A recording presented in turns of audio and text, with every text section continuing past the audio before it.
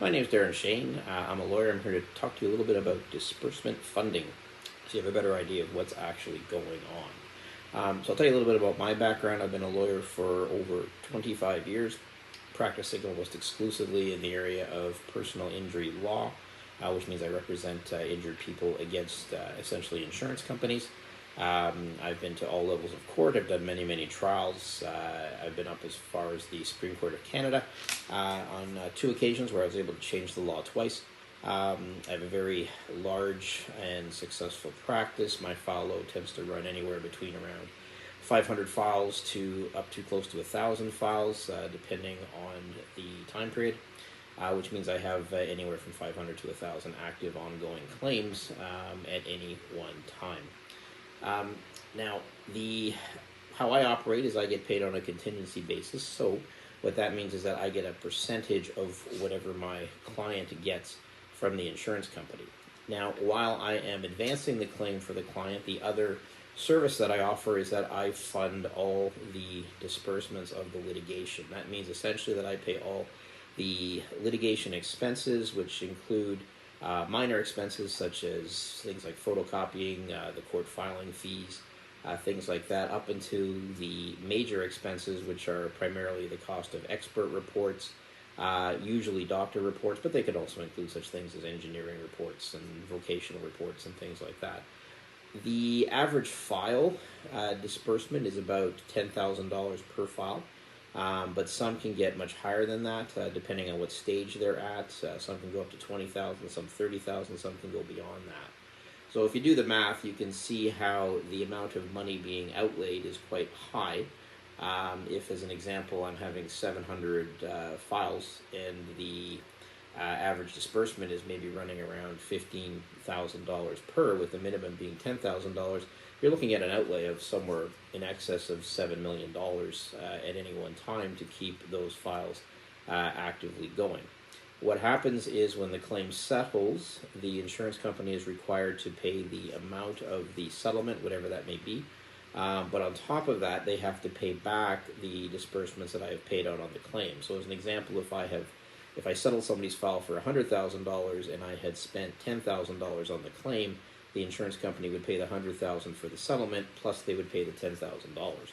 My fee would come out of the $100,000 so that I would get my percentage of the $100,000, and then the $10,000 reimburses the disbursements that have been paid out, and then that comes back to me to repay me for the disbursements that I have paid. Now, a good question is, are there risks in funding disbursements? There can be, depending on how the funds are allocated. There are certain files which are risk files, which are identified as such by myself. Those files I would not disperse anybody's money on. They would not be files that money that I receive from others would be used for, because there is a risk to them. There is a risk that the case could get dismissed and those disbursements could be lost. So the only files that I disperse people's money on are the files that are essentially no risk. And by no risk, what that means is that there is no risk of the case being dismissed by the court. As long as the case is not dismissed by the court, we will always get our disbursements back. So even if the claim settled for $1, if I had spent $20,000 in disbursements, the insurance company would have to pay the $1 for the settlement, but they would still have to pay the $20,000 in disbursements. So those disbursements would always come back. So on the no-risk files, it's not a question of are we going to get money, it's just a question of how much money we get, but the disbursements are always repaid. The other level of protection which we have, which on the no-risk files, quite frankly, is somewhat redundant, but we have it on the no-risk files, is there is a product on the market called After the Event Insurance, and that is an insurance product that essentially will repay me if for some reason disbursements on a file are lost. Now, I have that primarily to protect the disbursements on the high-risk files, the ones where disbursements are somewhat in jeopardy. But it also applies equally and also protects the no-risk files, because there is a blanket sort of umbrella protection over all my files for that type of policy. Therefore, any funds paid out on disbursements on files that are no risk also have this additional level of of coverage, which is quite frankly probably not necessary, but has this additional leverage of coverage, so that even if the disbursements were to be lost in that file, they would be reimbursed by the insurance company, and therefore the disbursement money would be protected that way as well. Accordingly, there is really no risk on the disbursement money. It will come back, and therefore can be collected when the file ultimately settles out. Hopefully that answers your questions, and hopefully I've not bored people too much.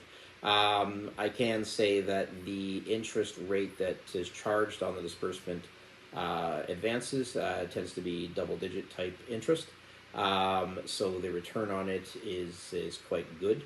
And again, it's an amount of money that is certainly going to be recouped, because it's not like it's out there on some kind of investment that can go sour. It's in a type of location where we know we're ultimately going to get the money back. So again, hopefully that explains it. Any questions you can certainly ask further, but hopefully that gives you a general understanding. Thank you.